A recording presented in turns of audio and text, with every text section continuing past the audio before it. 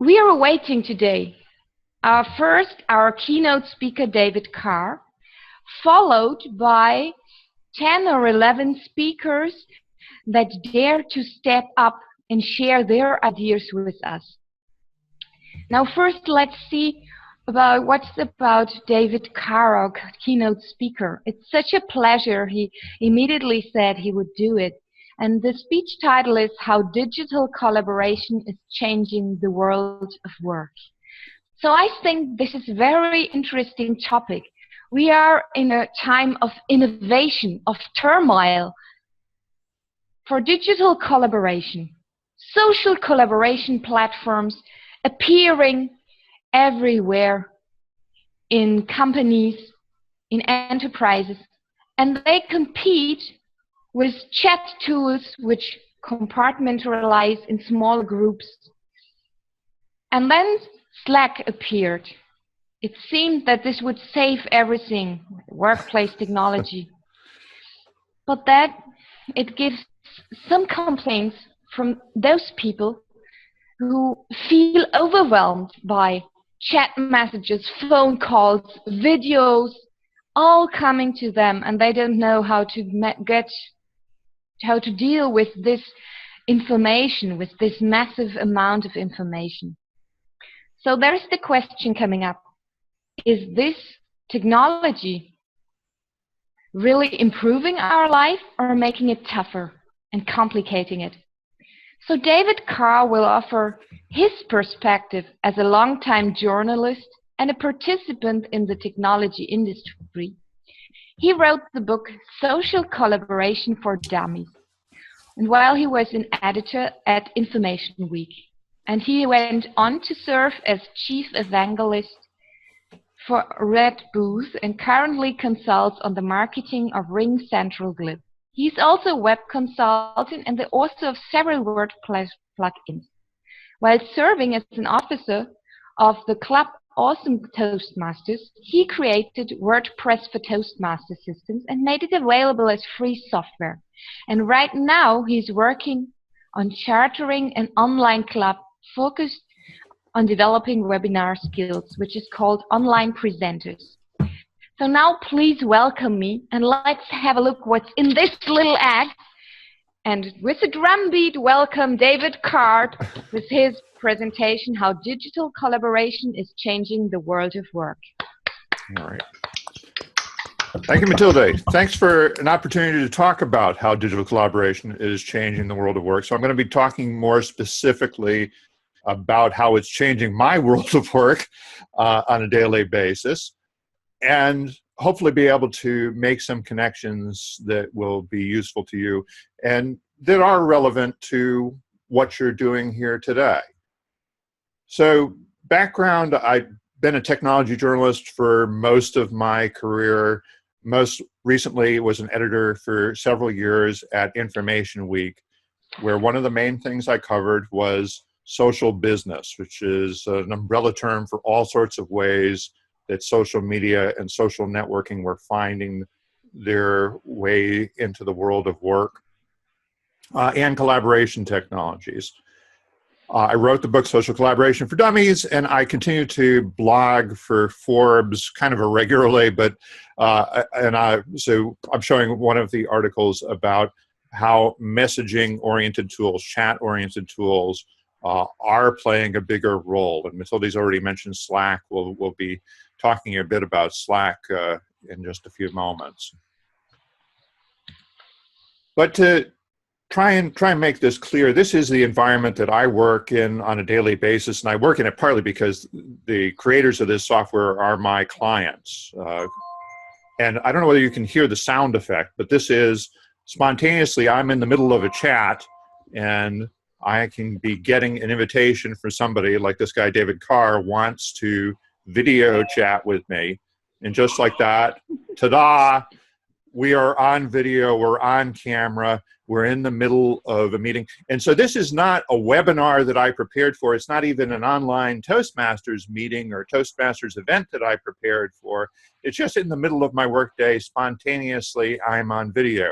And this might become as more of a shock or less of a shock depending on whether you have already been for years using Skype routinely, FaceTime, other tools, other consumer tools, but this is becoming a bigger deal in the business world, or at least, you know, Cisco has been talking to me for a number of years about desktop video and making video experiences a more routine part. But this is actually the first time in my work life that this has become a routine thing, that I'm spending much more time in video-based, web-based online meetings.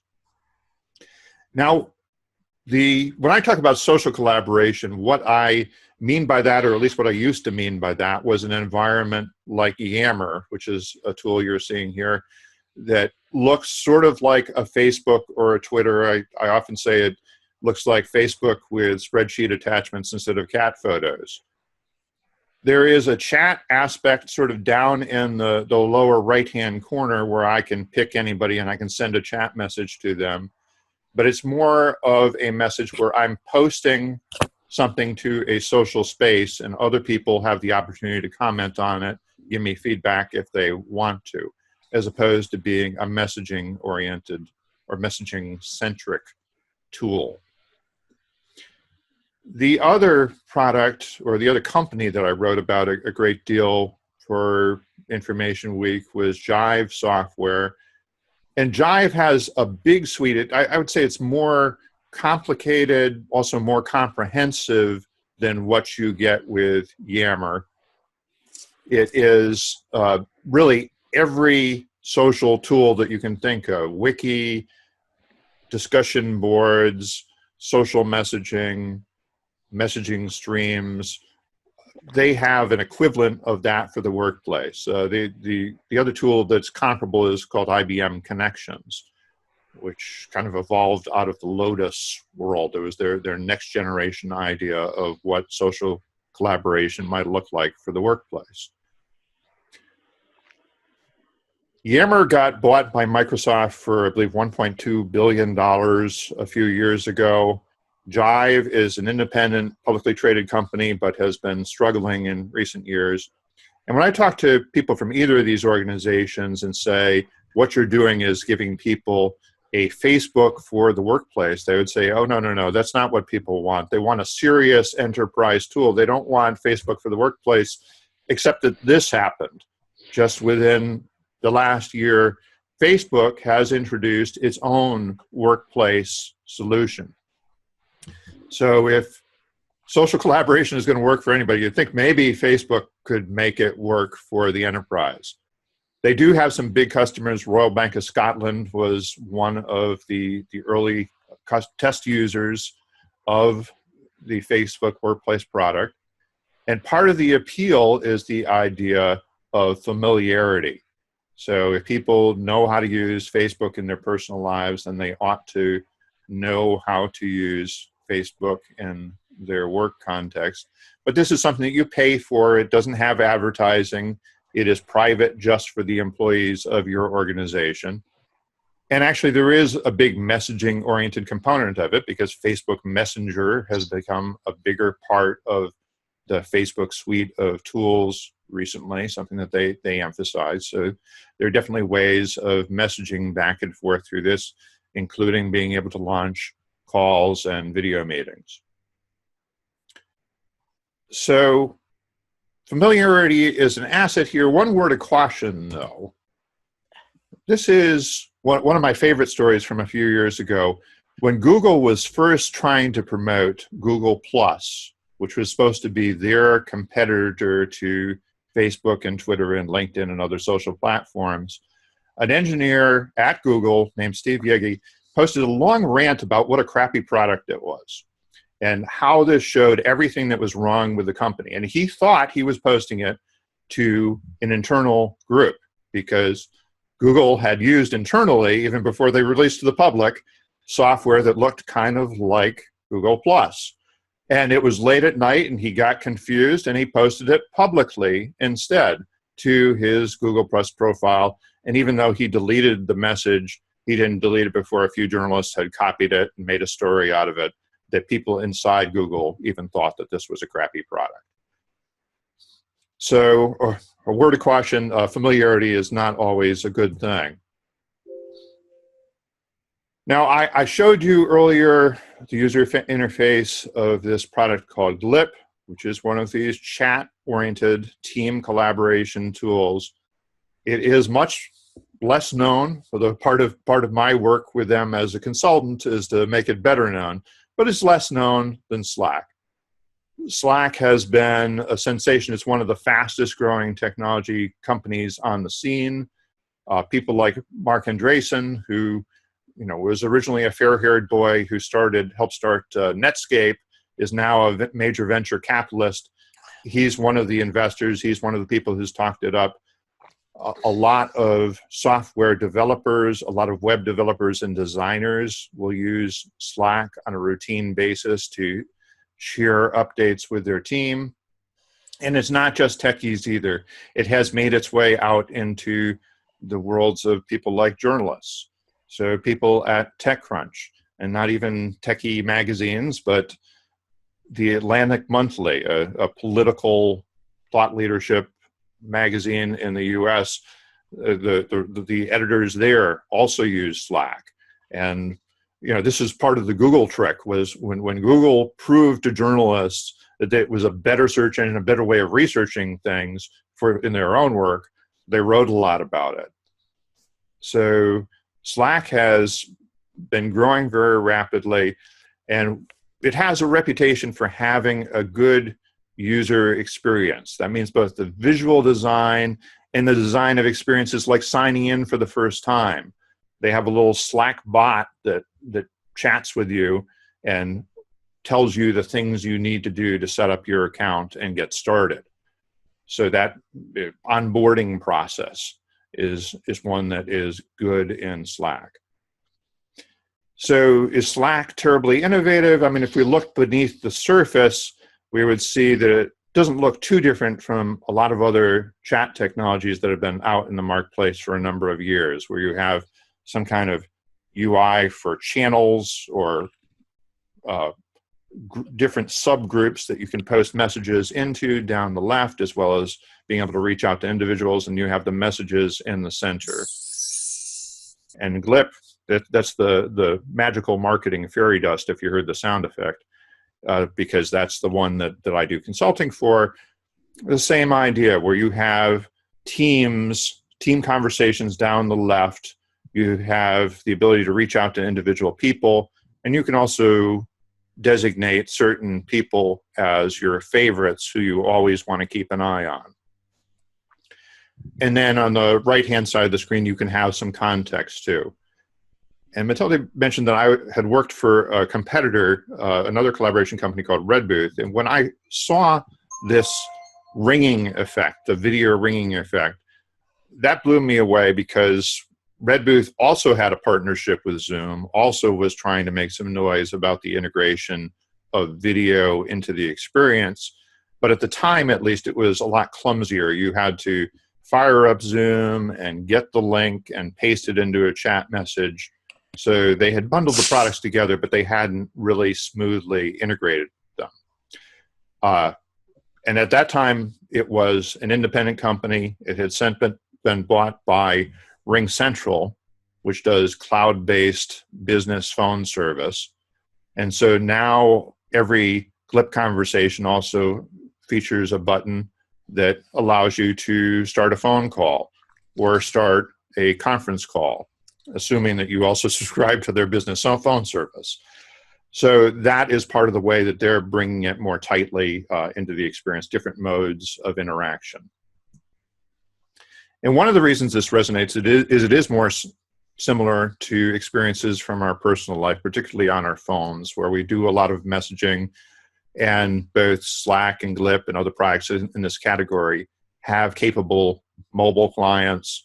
You can keep up on conversations while you're on the road, and sometimes you can even do things a little bit better from the mobile client than you can at your desk. And there is a frustration with email. Now, collaboration tools for many years have been saying that they're going to be the death of email, that they're a more efficient way of communicating than posting things to email.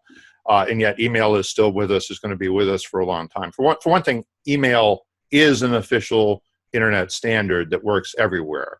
And so I don't think this event could have been organized without email that can reach anywhere in the world without assuming that people necessarily are on Facebook or LinkedIn or any other more segmented conversation. But there are certainly drawbacks to email. Long reply to all email conversations are notably awful. Everybody knows that they're awful. They're particularly awful if you get added to the CC list in the middle of the conversation and you can't figure out how it got started in the first place, and people are actually talking about something that's different than the topic that you originally started with. Whereas in the team chat environments, there's a natural segmentation where I'm starting a project, I invite in the people who are going to participate in that project. And when I post a message, I know it's going to all those people.